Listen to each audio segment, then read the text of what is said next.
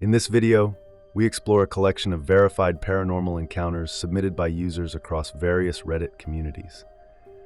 We'll be focusing specifically on first-hand accounts that claim to be 100% true, from unsettling home hauntings to strange encounters in the deep woods. Our goal is to present these stories with the gravity they deserve, allowing you to decide for yourself. Is this proof of the supernatural or just a trick of the mind? Stay with us. Snoo6596 posted, "The Hat Man is the devil. For the sake of the holiday spirit of this month, I thought I'd share my own experience and theories about the occult. Paranormal activity seems to be a type of heirloom in my family, even though I must admit that my experience is not as terrifying as some of the stories I've found in the darkest and deepest chambers of Reddit.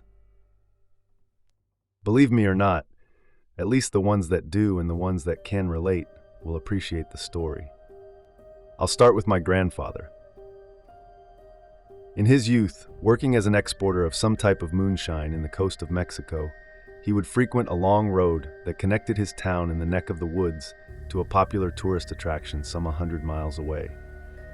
The road had little visibility at night because there weren't that many lampposts set up along it.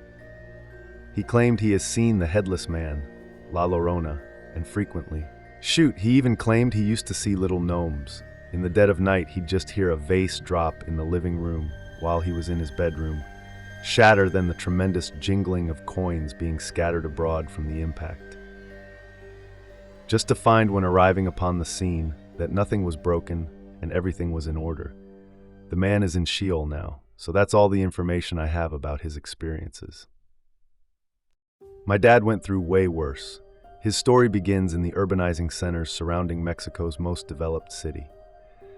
Story goes that back then, TV being as scarce as an honest politician in government nowadays, the kids in the block would engage in occult games.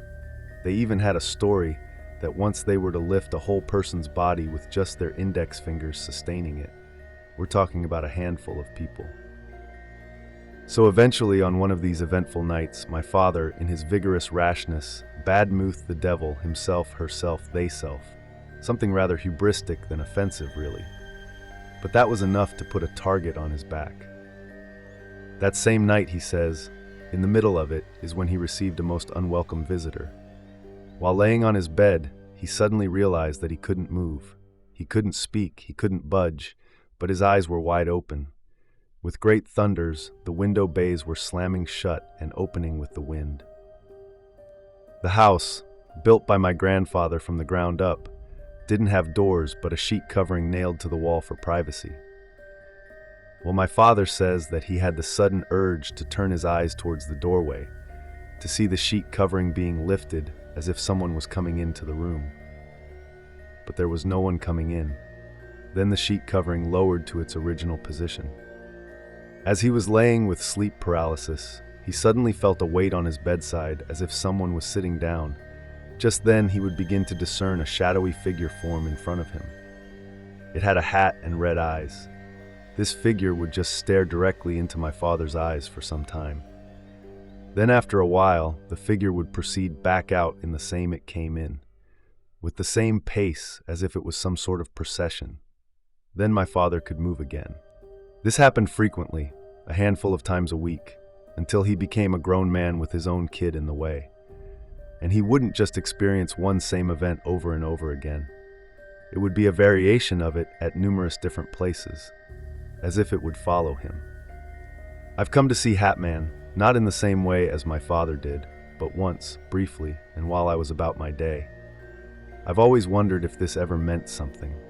What was the point of psychologically torturing and traumatizing a teenager?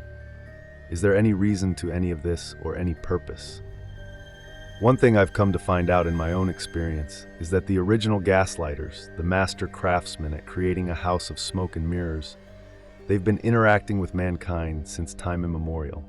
Today we call them malignant forces, spirits, but there was a time possibly when they were called and regarded as gods. In another Reddit thread, Mas Chingona writes, "My first house was built in 1913. After moving in, I knew pretty much right away that I wasn't alone because out of the corner of my eye, I would always see movement in the mirror of the built-in china cabinet. I also smoked back then and came out of the bedroom one morning to find the ashtray flipped off the end table onto the floor.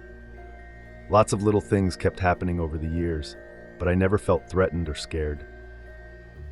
We, meaning the ghost spirits and I, coexisted in the house with no problems.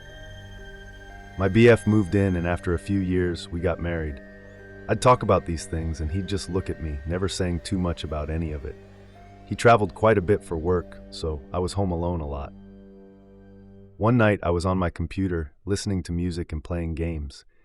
Plain as day, I was tapped from behind on the right shoulder 3 times.